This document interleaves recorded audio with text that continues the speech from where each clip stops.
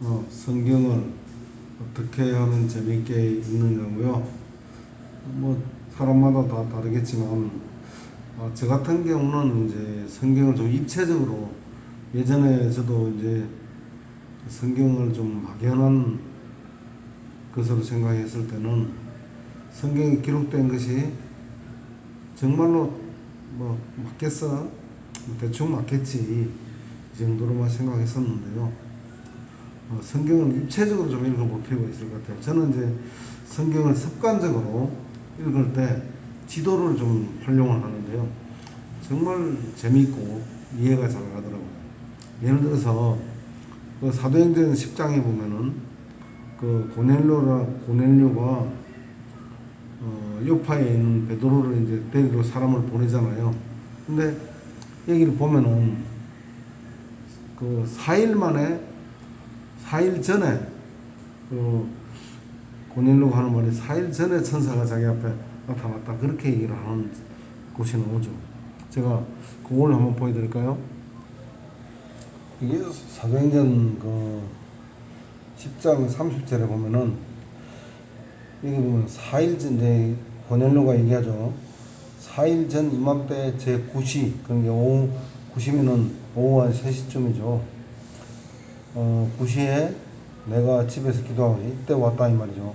4일 전이라는 이 말을 보고 저는 어떻게 해서 4일이 걸렸을까? 이 카이사르에서 요파까지 가는데 거리가 얼마나 되길래 정말로 이것이 성경이 맞다면은 이런 것이 모순이 없어야 되잖아요. 제가 지도를 한번 검색을 해봤습니다. 자, 이걸 보니까 저는 습관적으로 그 성경 읽을 때 지도를 이렇게 검색을 하거든요. 해보니까 여기 요파잖아요. 그죠? 여기 요파고, 또 카이사레죠. 여기에서 요파까지, 여기까지. 여기서 여기까지 거리가 굉장히 바로 옆에 갔죠. 근데 이걸 정확하게 하려고 그러면은, 축적도를 이제 보면은, 여기서 요만큼의 거리가 150km니까, 절반은 75km죠. 아까 거기 보니까 이거보다 조금 거리가 짧죠. 요만큼이니까.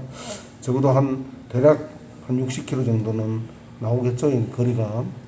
이런 걸 이제 보는 거죠. 여기서 여기까지 보통 한 60에서 65km 정도는 되겠구나.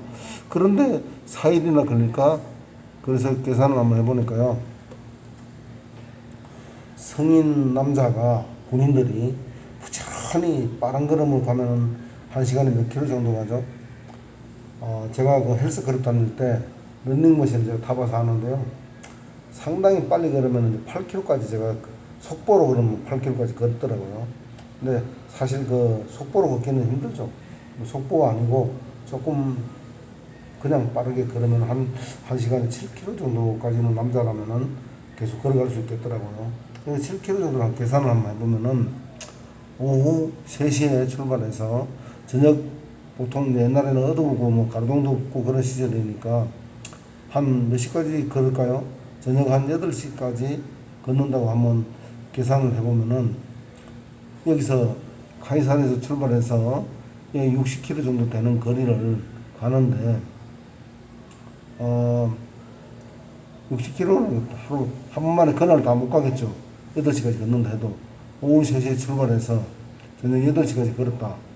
그러면 5시간을 걸어봐야 5, 7, 35km밖에 못 가죠. 이만큼 정도 가겠죠. 이 정도에서 하룻밤을 묵고, 그 다음날 아침에 또 한 8시쯤 출발해서 12시에 도착했다 했으니까, 자, 6시에 도착했죠. 그러니까, 다음에 또 오전에 그러니까 한 4시간, 8시에 일어나서 부지런히 설치면은 한 4시간 정도, 4, 7, 28km 정도, 거의 맞잖아요. 그러니까, 가는데 일단 이틀 뭐 꼬박 걸린 건 아니지만 양 이틀이고 또 여기서부터 만나고 바로 또 출발했죠. 그래서 다시 돌아오니까 역시 같은 코스를 돌아오니까 그 다음날 오니까 4일간에 걸쳐서 온 것이 맞지 않습니까? 제가 아까 여기 보면은 이 뭐 4일 전 이맘때 제 9시에 내가 집에서 기도를 하고 있을 때 이렇게 얘기를 했단 말이에요. 고넬료가. 도대체 실제로 4일이 걸릴까 하고 계산을 이제 이렇게 지도를 보면서 카이사르에서 여파까지 이런 식으로 이제 계산을 해보니까 지금 대략 맞죠. 여러분들 뭐 좀 더 정확한 거는 여러분 개인적으로 또 연구를 하면 되는데, 이렇게 하니까 이 성경의 기록이 얼마나 정확한 것인가 하는 것을 저는 알겠더라고요. 그래서 저는 늘 성경을 이렇게 읽다가 말이죠. 그래서 이렇게 읽다가 보면은 카이사르가 과연 궁금하다. 여기다가 이렇게 찍어서 참고서적으로 들어가서 밑에 지도가 있죠. 바울의 여행 지도, 방금 그거죠. 아니면 성서의 땅, 또 주요 도시들 이런 하면 또 이런 또 지도도 나오고, 여러분들이 원하는 지도를 다 볼 수가 있죠. 이거 확대하려면 이렇게 해서 확대를 해서 카이사르행이 있고, 옛날에 이제 이거는 또 시대마다 다 지도가 좀 지명이 다르죠. 그래서 이런 습관을 들이니까, 이 지도를 보는 습관을 들이니까 굉장히 유익하더라고요. 예를 들어서 일본 사람들이 한국의 역사를 읽는다고 가정을 해봐요. 만약에 일산성에서 김포성을 하루 만에 공략을 해서 정복을 했다, 이런 역사를 읽는다고 가정을 해볼게요. 그러면 지도를 보지 않는 상태에서는 어디에서 그 일산과 김포 사이에 거리는 과연 얼마나 되는지, 또 중간에 뭐 100km가 되는지 20km가 되는지 전혀 모르잖아요. 모르는 상태에서는 단지 문자만 가지고 일산에서 김포를 정리했다 그래, 외우는 수밖에 없다 보니까 이해가 안 되겠죠. 그러나 지도를 보면은 일산과 김포 사이의 거리는 직선 거리로는 불과 뭐 한 4-5km 정도, 그리고 또 사이에는 강이 하나 있고 다리가 있다, 김포 대교가 있고 또 그렇다는 거, 이런 이제 지형지물을 알고 지도를 보면은 배를 타고 건너갈 수도 있고 다리를 그냥 걸어서 갈 수도 있고, 거리상으로 충분히 하룻밤 만에 정복을 했다는 말이 논리적으로 맞겠구나, 이렇게 상상력을 발휘할 수가 있는 것이죠. 저는 여러분들한테 성서를 읽을 때 물론 다른 것도 다 중요한 게 많지만, 첫째는 지도를 늘 검색하면서 지도책을 갖다 놓거나 성경 지도 갖다 놓거나, 이거 지금 라이브러리, 워치타워 라이브러리거든요. 이 라이브러리 들어가면은 이 지도를 탁 컴퓨터에 깔아놓으면은 계속 검색을 할 수 있잖아요. 그러면 우리 한국 지명은 몰라도 저 같은 경우는 이제 하도 이 찾는 습관을 들으니까 이스라엘은 위치가 어디 딱 하면은 대충 어디든지 나오니까 성서를 읽으면서 어떨 때는 이제 요즘은 자랑이 아니고 자꾸 지도 찾는 습관을 들다 보니까 거기서 거기 그렇게 그림이 그려지면서 읽어지더라고요. 훨씬 성서를 이해하는데 도움이 많이 되더라는 거죠. 그러니까 여러분들도 그냥 문자적으로 활자를 보는 거에서 그치지 말고 지도를 항상 이렇게 워치타워 라이브러리를 가지고 하든지, 아니면 이거 없으면은 여러분들 지도책을, 성서 지도책을 옆에 갖다 놓고 성서 연구를 하면 굉장히 성경이 실감나게 다가오고 이해가 또 잘 되더라 이거죠. 그러니까 그 점을 제가 꼭 얘기를 해요. 우리 아이들한테도 제가 성서를 읽을 때 지도를 찾는 습관을 들여봐라, 그렇게 늘 말을 하는데, 그렇게 제대로 하는지 모르겠습니다만은 훨씬 이해하기 좋겠죠. 그렇죠? 제가 오늘 지도가 다음에는 제 연대 성서를 읽는 데 있어서 정말 중요한 거 한 가지는, 이 성서가 신화나 전설, 뭐 설화 같은 걸로 이해하는 분들은 성경 연대 같은 거 무시해버리잖아요. 그런데 성경은 정말로 실제로 역사라고 믿는 사람들은 연대까지 계산해가면서 하는데, 이 연대를 계산하면 정말로 흥미진진하고 재미가 있다는 겁니다.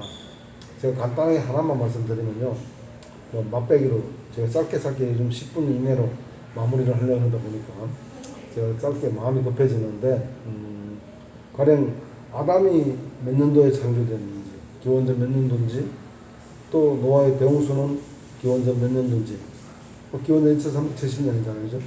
그리고 아담까지는 연대를 어떻게 계산하는지 이걸 알면은 굉장히 재밌어요. 그리고 육하원칙적으로 누가 언제 어디서 무엇을 어떻게 왜 성경은 여기에 대한 답이 다 있기 때문에 성경이 실제 역사라는 사실도 우리가 알 수가 있죠. 그래서 저는 이제 항상 성경을 두 가지 지도하고 연대 계산하는 걸 늘 이렇게 염두에 두고 하니까 정말 성경에 대한 신뢰감이 더 가더라고요. 옛날에는 제가 장로교 모태신앙이었었는데요. 교회를 다니다 솔직한 얘기로 성경을 믿기는 믿는다고 말은 하지만 실제 역사로서 특히 창세기 같은 경우나 출애굽기 같은 이런 막 기적적인 일들이 많이 나오는 거 있잖아요.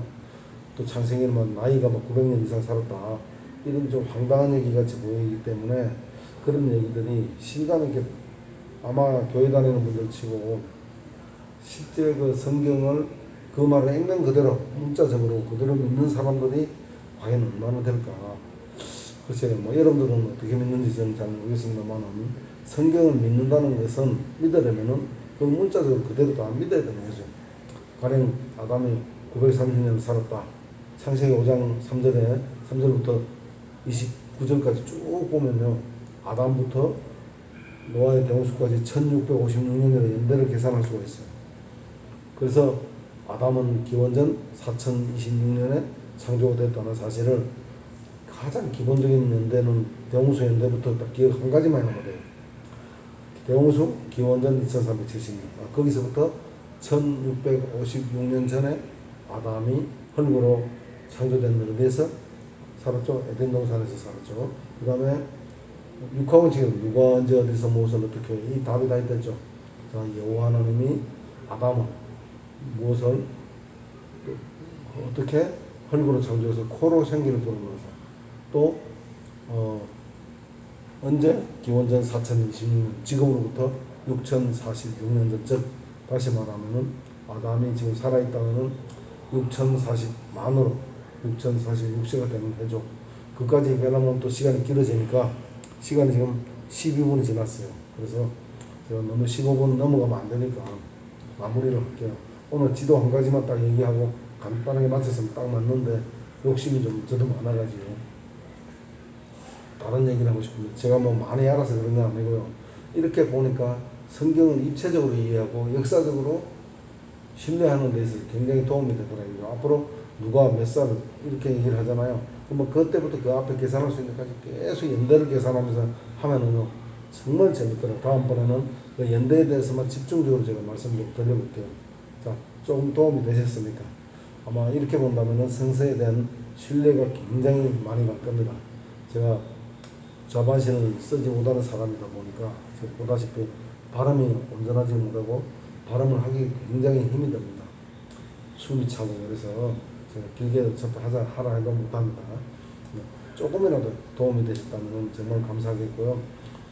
우리가 성서를 믿으면 결국 영원한 생명을 또 얻는데 도움이 된다는 것이죠.